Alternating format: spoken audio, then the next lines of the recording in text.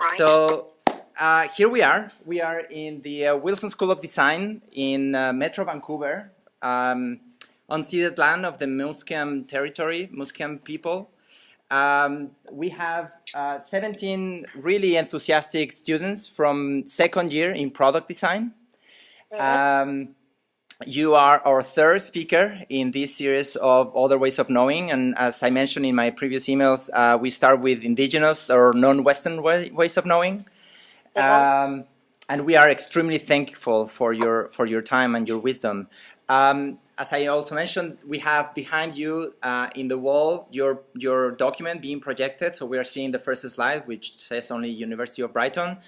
And I mentioned that you are a PhD candidate, but I will kindly ask you to tell us a little bit about yourself, and then just free to go. Okay. Thank cool. you. Thank you very much for the introduction. Thank you for having me. So I think the first thing is to say my name is Dora Souza. I'm Brazilian, and I've been in the UK for 3 years now. I did both my BA and my master's in Brazil, and my master's was in design history already. And then I came to the UK to do a doctoral. My specialty is really graphic design, but I'm really interested in talking about colonization and decolonizing design especially. So what I'm looking at deals with that. It's not really relevant to you, I think. I've worked as a designer as well. Even though it was graphic design, I do think I can relate to you because practice is very different from theory, and you engage with very different things. But I want to talk about a little bit about history and a little bit about how we see design and how history has affected the way we see design and how it affects the way we do design as well. So if you can go to the first slide. Crystal Palace one of in Hyde the Park. Industrial Revolution. Yes. I'm Can sorry. you hear me? You want to tell me what is it that we are looking at, or you? So the first slide, it's written Industrial Revolution. Is that right? We are seeing two images. One of the Crystal Palace in Hyde Park. Okay, fair enough. That's correct? Yeah, that's fine. Okay.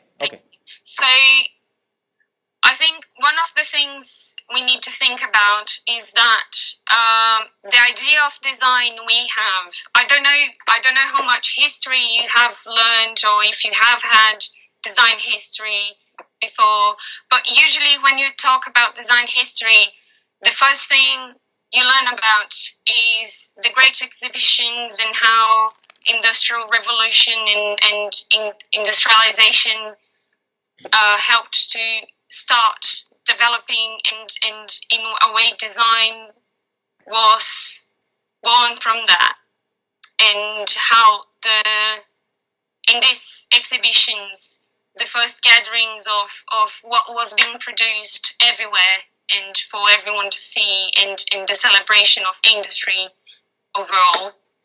And if you can go to the next slide, is one of the other things that's talked about a lot is William Morris and the arts and crafts movement, and how they affected and changed the way design was seen, and because they wanted the materials to be truthful and to that, and then there's a couple of more things like that. So you talk about the Deutsche Werkbund.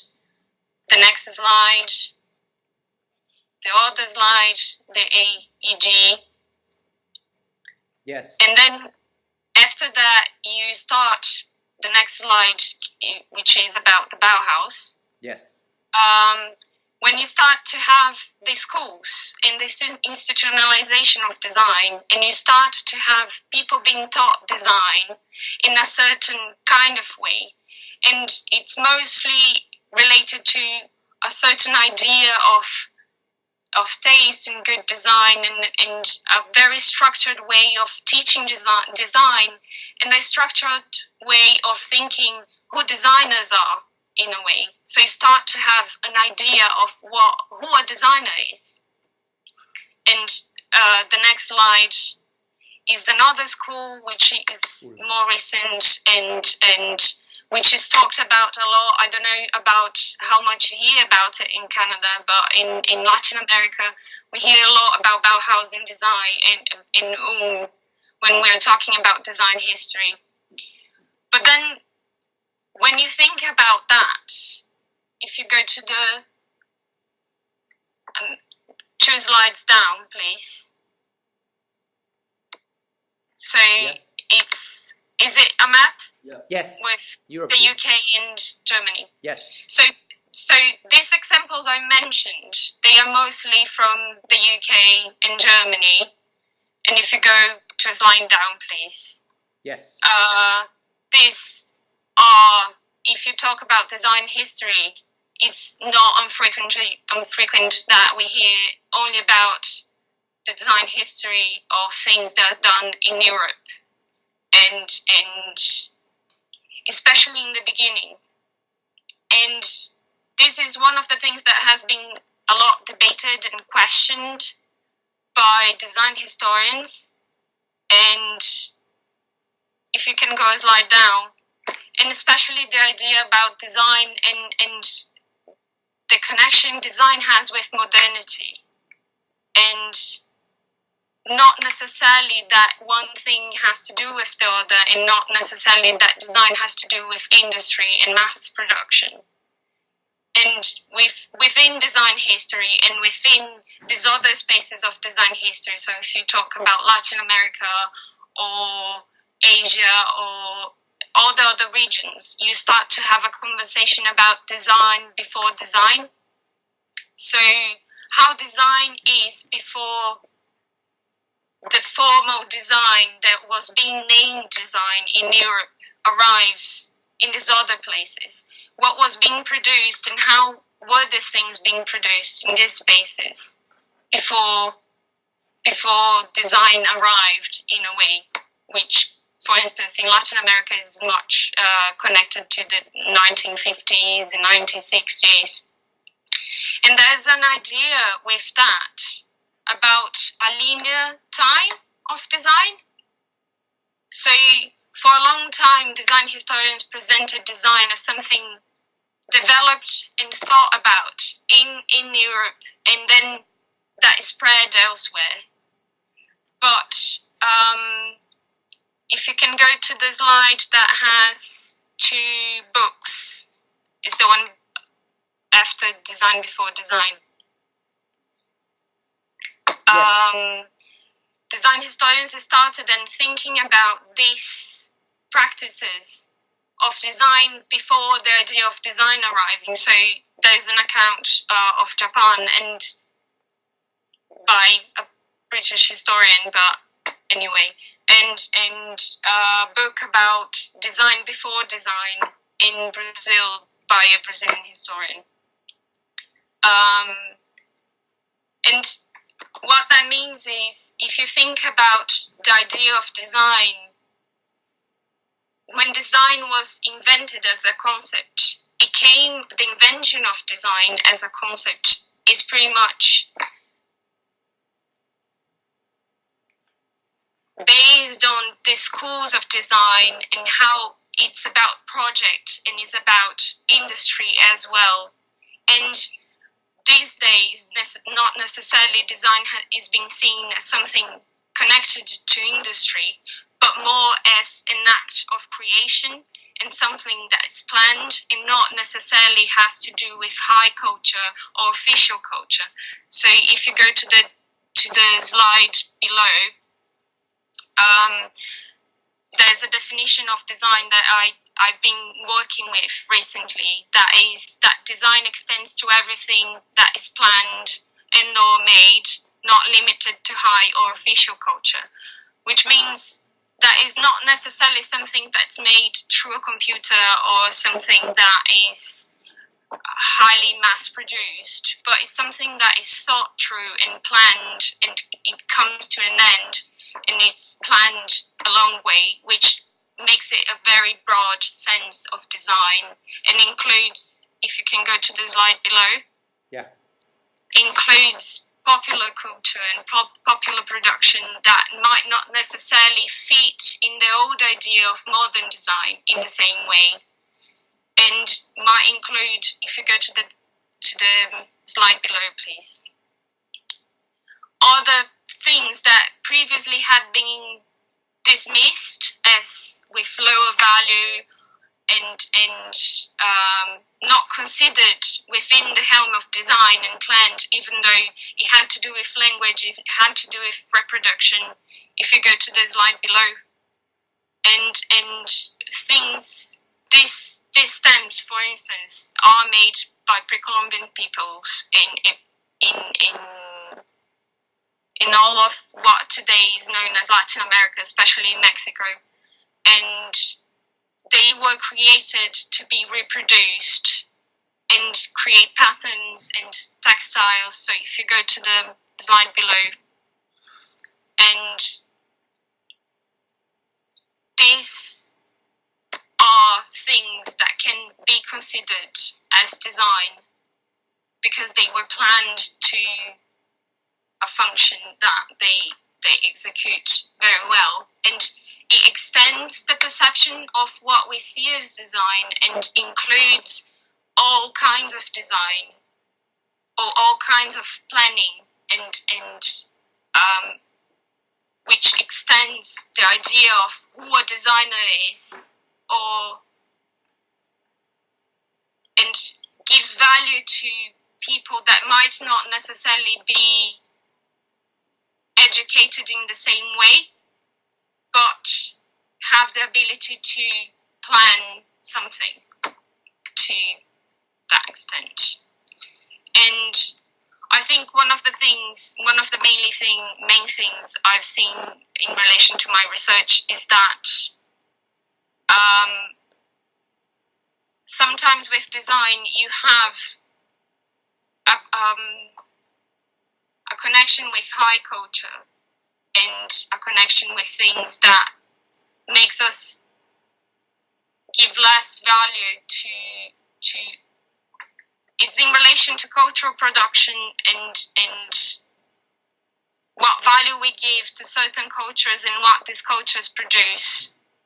And if we are able to give the same value to different cultures and different cultural productions, we would be able to look at these different cultural productions and these different designs and look at them with naked eyes and less bias in relation to what we are seeing, and value different things in the same way. And I think that is more or less what I wanted to say about the research in itself, and I don't know if you would like to talk about that, and I've made a very short presentation. It's okay. It's okay. No, we can maybe start engaging some discussions. I don't know if there is any comment or question so far.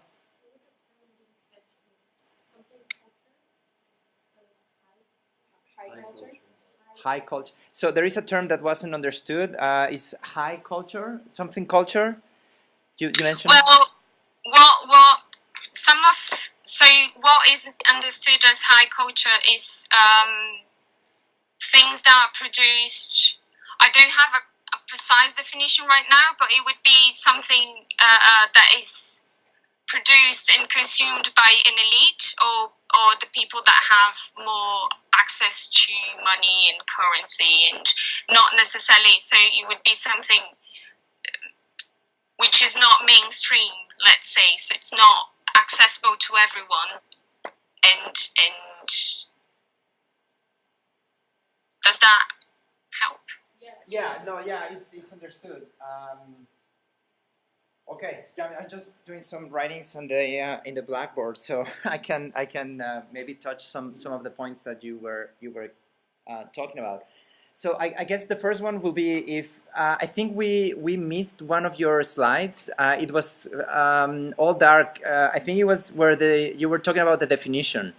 After the books that you show us, yeah, the slide was blank. So I think it was the definition of design that you were talking about. So could you please repeat that part? Do you want me to read it out? Yeah, perfect. Design extends to everything that is planned and slash or made, and then there's square brackets because I've cut a bit, and not limited to high or official culture. Yeah, I can write it to you in the Skype conversation. Oh yeah, later on. I mean, this is being recorded, so we can just go back and check it. So it's okay. So, no, this is from Grace Lees Maffei in Chettle Fallon's book that is called Designing Roads. Oh, okay. It was published in 2016. It is design history, but it's very good because it's very recent and talks about design in a globalizing world, and the topic of globalization is very big. Yeah. And I don't know what you have dealt with previously, but I think one of the things that is very interesting to think about is how colonization happens in relation to design, and how modernism and colonization have a link. And I don't know if you talk about that before, or someone is going to talk about that. But well, so far, as I said, you are our third speaker. The first speaker was a visual artist from a local First Nation. And he talked more about the situation, the local situation in Canada, about the struggles of the local Indigenous peoples, and you know the general situation, what has happened with their culture, how colonization has impacted them. So we didn't talk about a broader aspect of design. He ended up showing us some of the latest artwork from some really interesting Indigenous artists. But that was pretty much it. Our previous speaker came from India, and he was exploring. He's been exploring for 35 years other ways of knowing, and focusing on children, on how children know and how children perceive. And from there, they have, he has developed a series of thoughts and theories about how we connect with nature, and how knowledge is processed, and how knowledge is passed on, and the idea that the model of Western education has permeated all over the world, and has, you know, devaluated somehow these other ways of knowing and other ways of learning, which was it was amazingly interesting. This happened just a couple of hours ago, so we are still processing this information. So we haven't heard of what you were mentioning. So if you want to elaborate on that, it will be truly amazing. If you want to go through there, I have a couple of topics that I think could be interesting to work as well. So we can move ahead as you want. I think, well, I might just talk a little bit about how colonization, to me, I think one of the things that might be interesting to think about is the way colonization was different. So I think, if you think, a lot of people say that Canada had a different situation from the rest of the Americas, because they in a way respected that there were people there before the colonizers arrived, and which did not happen in Latin America, for instance. The Spanish invasions were very, very heavily violent, and they didn't acknowledge the people that lived there, or their knowledges, or their ways of knowing, or their ways of producing, which was very different from, for instance, if you think about the US in itself, you have different states in which some states were colonized by people interested in exploring the land and taking the raw materials, and while other states were colonized by people that were interested in living there and developing cities and a place to be. It's a very different relationship to the land and a very different relationship to how you acknowledge what is being done. So I don't know how these things connect to you, if these things connect between them, if it makes any sense, if you would be more interested in talking more about design and how because if you think about, we have been taught, I don't know how for you probably come from very different regions of the world, I don't know from what you told me in the email, but everywhere we've been taught to value a culture of consumerism and always try to change your iPhone for a new phone, or change your current phone because of technology, and how the top technology is more interesting than you shouldn't keep your things. But we've been taught how to always want the new and not value the old, or always want something that is exclusive rather than something that's accessible. And if we keep in mind those biases, so when you're designing something, if you keep in mind that you might be looking at something from a very particular perspective, if you try to put yourself in a different perspective and look at that, it might help you to find value in different things, like something that ages beautifully, or creating an alternative of mending as part of what you're doing. So a product that is sewed, but is sewed with a repair kit of some kind that makes it add value instead of lowering value, or seeing something that's popular and it's accessible as something that is desirable rather than something that has less value than what's expensive and new, in a way. Yeah. Anyway. Yeah, so we have discussed that in class, not directly from a speaker, but from the teachers in this class. So it's me and my colleague Lindsay, and yeah, it's a very deep and complicated issue, because what we started discussing in class, it was related to the structures of power. Who owns the power? And with that power, how is perpetuating the situation? So we gave a really quick glance to the history of humanity and different empires and how they colonized others, and then they eventually just collapsed and disappeared.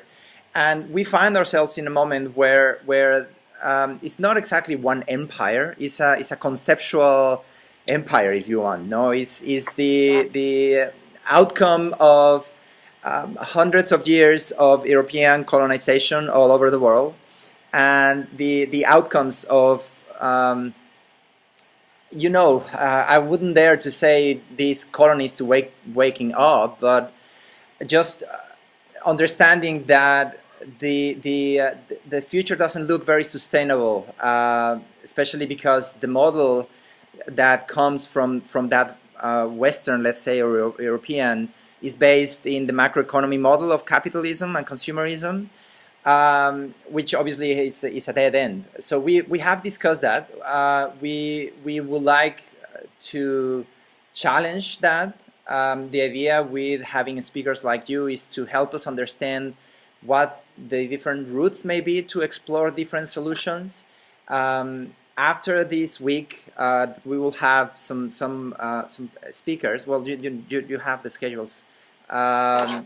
We will start exploring. We will have a couple of weeks of exploration and conceptualization, there is no specific design brief. I'm not telling them what to do. They will have to explore their own process and decide how they want to apply the inspiration that they will get from you. So for me, the most important thing is, from your perspective, from your knowledge, you may, if you want to talk more about the example of Brazil and what happened with the First Nations there, which are still quite present as far as I know, and how they have influenced the world of design, or maybe how they haven't yet, or what is been going on lately about, from your awareness and your knowledge, about this idea of challenging the Western model and open ourselves to other ways of knowing, which so far what we have seen and heard is much more coherent with a sustainable development, no? About the connection with nature, and about well, I've been proposing the idea of women's ways of knowing as well, which was challenged by our previous speaker, which is very welcome. But is something that needs to be explored, I think. So I'll stop here because I talk too much. You should be the one talking. Well, I think there's two things I would like to talk. One thing I think is one thing that I found with my research, that is, initially design wasn't seen to be something that was related with culture as much. So there was a separation between design and culture, and it looks to me, as far as I'm finding, and it's still early, but that actually with some of the African nations, so there was this designer in Nigeria that saw that design to him was a way to help the country to reconstruct its own culture and reconstruct a nation in a way after the colonization. So I think this is one thing that is very interesting to think about, is how culture is connected to design.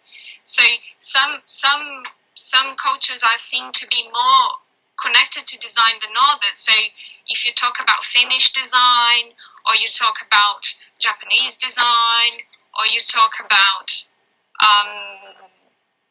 I don't know, some designers, some specific designers, and you talk about some specific products. But I think about your question about Brazil, that is a very difficult question, because that's one of the things that I find most difficult to deal with, is how people are perceived in different spaces. And I know that in Brazil, the indigenous people still don't have a space, and they're still kept in the margins, which is not dealt with, and most of the population don't deal with it as if it is, as if they were the first people to be there. Especially because Brazil is a multicultural country, and you have people from everywhere, so anyone can be Brazilian. You can look, the stereotypes there don't really apply, because you can look anything and be Brazilian, which makes things hard, because it's most of the populations, especially the people that have access to money, are the people that the immigrants that came, or the colonizers. So it is still a very tricky place to be, in the respect that what is valued is always what is foreign, and you never value what is there and is from your own history. So historically, we have been taught how to value what comes from someplace else, so from Europe, from the US, or it's always the imported good is always more valued than the local good in a way. So that affects the way designers do design. So if you think about modernism has been something that has been reproduced in a lot of places, and the designers that were doing that, they were doing that because they thought that that was a way to become part of a world that is more developed, or it's more advanced, because there was this idea that one culture was more advanced than another one, and I think this is a concept we need to challenge. And as designers in particular, you're part of this production of value, and I think if each designer thinks about the values they are placing in what they are designing, and what kind of, not only values, material values, but cultural values, and what you're taking forward with what you're doing. And I think, and questioning yourself, why do you value the new more than the old, or why you value something that is shiny and new and doesn't have a scratch, rather than something that has a scratch and has history and has your own personal story in it. And I think if you think about the Western and the idea of how things got standardized, so the idea that everything had to be the same and standardized, and there was the Western standard was always the best one. And if you wanted to explore the idea about ways of knowing, so there is this writer that's called Walter Mignolo, which he talks about different ways of knowing, and there is the knowing of science, and there's the knowing of experience, and there's how this affects you and your experience with the world, how they affect you. So your knowledge from experiencing something is different from your knowledge from science, and you have always to be looking for different ways to position yourself to be able to be a good designer and see something that most people are not seeing, and that's it. And I do think that if you ask me about women ways of knowing, I think women have to be connected to a cycle that is connected to the planet in a different way, in which is more evident that there is a cycle happening which is connected to the cycle of the world. But we don't think about that. We put that under the table and hide it as much as we can, when this could be something really valued and that could help design, actually, if you think about cycles and if you think about things that change and adapt and are reborn and reinitiate the cycles, and like the sea, and how the sea can generate energy because it comes and goes, and I don't know. There's so many things we don't usually think about, but there's so much power in experiencing things and valuing these experiences in a way we don't usually do. But that's it. I don't know if that's helpful. Yeah, I kept thinking what would be helpful for you as young designers trying to find a, and it's never easy to see, to imagine what you're going through right now. Yeah, where you're trying to get. Poor things. They are more confused than anything. But that's part of the idea so far. So I don't know. There are any comments, questions? can you just read it out? Sure. Dora, for our last speaker, Victor had posed a question of sort of what could you best inform us moving forward and looking at our own explorations. What should we take from your words and your presentation to best inform our decisions moving forward? I couldn't quite hear that. Can you? Yes. You want to, or do you want me to repeat it? So the question was, as I explained, they will have to go through a process of exploration. So from your perspective, what will be your advice for them? What could be possible ways to start, or what would be a good mindset to start exploring how to incorporate all these ideas into a more kind of practical way? In a practical way to what? You mean to their lives as a designer, or? I would say, yeah, it could be a life as a designer, because eventually that will transform into the objects or services that they will be designing. So just briefly, by product design here, we don't mean literally just physical objects like furniture.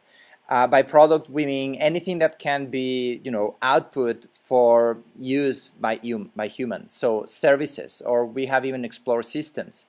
So the previous speaker threw a very interesting challenge about thinking about designing processes, because in this material world, we don't really need, or some of us, we don't really need more stuff, but we do need change, and we do need improvement of so many things.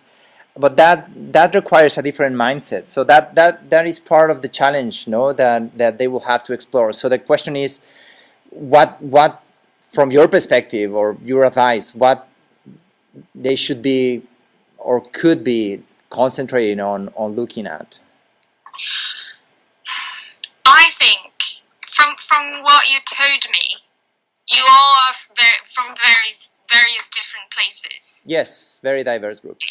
And I think the experience each one of you have as a person living in a different country, and now all of you meeting in Canada, all of you have a very different life history and different ways of thinking and behaving. But you only know that in opposition to what you're experiencing now in a different life in Canada, if that's fair to say. And those of you who are Canadian or who have lived all your life in the same space, you have also a different way to experience life. If you all, each of you, sit with another one, and you do like, you get a couple, two people, and you talk about the ways you go about life, everything you do, and how different your experience is. So if you're both from a different country, how your experiences in relation to the Canadian life is, or how you find your experience different, how you know different. So do you drink tea? Do you drink coffee? Do you drink only water? Or do you drink things hot or cold? How is your experience different? Do you wake up very early? Do you work more at night? And what is from your culture? So what kind of ceremonies, what kind of traditions, what kind of values? So do you value tradition? Do you value the new? Do you value family? Do you value independence? Because these are all things that come from who we are, and sometimes we think those are evident and everyone does things the same way, but from that comes a knowledge of doing things in life, that you're the only one that has that knowledge, and you learn that you have something special in relation to a different person. So if you think about that in relation to design, sometimes you can learn something from a different culture that gives you an insight or an experience to learn a different way of knowing something, from a different way of living life or experiencing life, or looking at a different value. And sometimes that is a good way to put yourself outside your own mindset, because that's the way you can start thinking with innovatively. The only way, if you get out of yourself and you start designing with a different mindset, or you start to try to find yourself in a different situation. So I think, so I say that because my experience as a foreign in the UK has taught me a lot about me, not only as a person but as a designer as well, and trying to understand how people accept me and accept what I design in relation to what I was, the way I was seen in Brazil and accepted, and the design was accepted. That might give you an insight on how much, even though we are all inside a very westernized culture, even though we are all being fed the same things, we still do things in different ways. And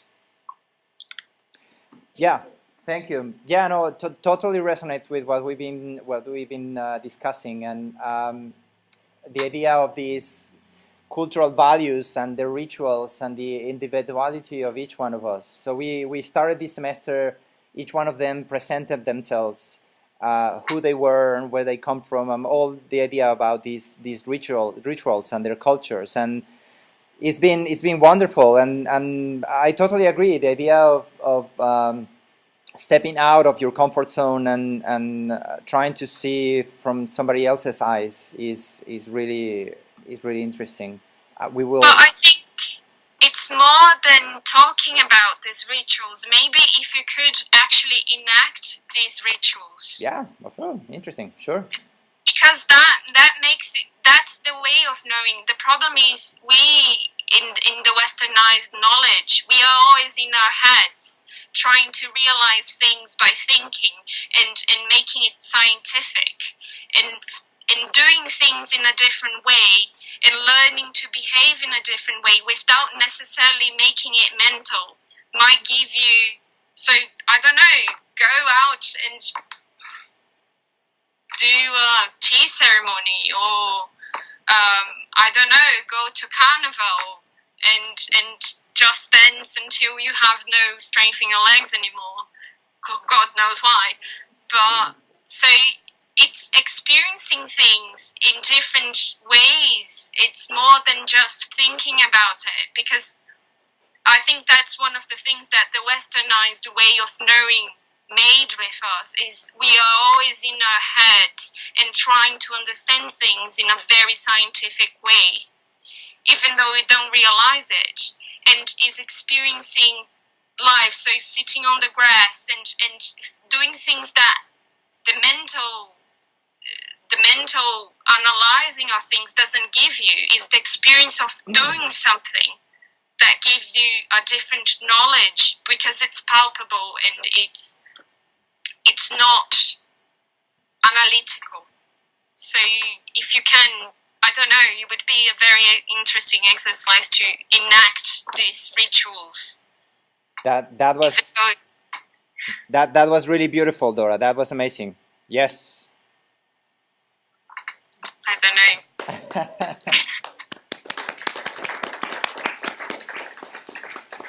Thank you very much. That was really enlightening. You really that last thing, you really nailed it. You blew me again.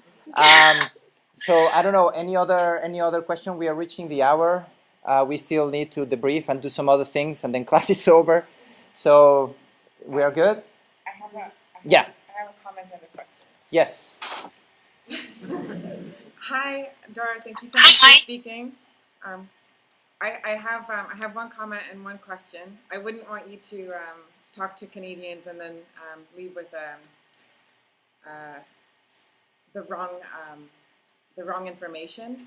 So Okay. you mentioned that Canada has a different situation than other countries in terms of its Indigenous peoples. I just want to let you know that it's quieted, but it is like just as equally brutal, or even more so brutal.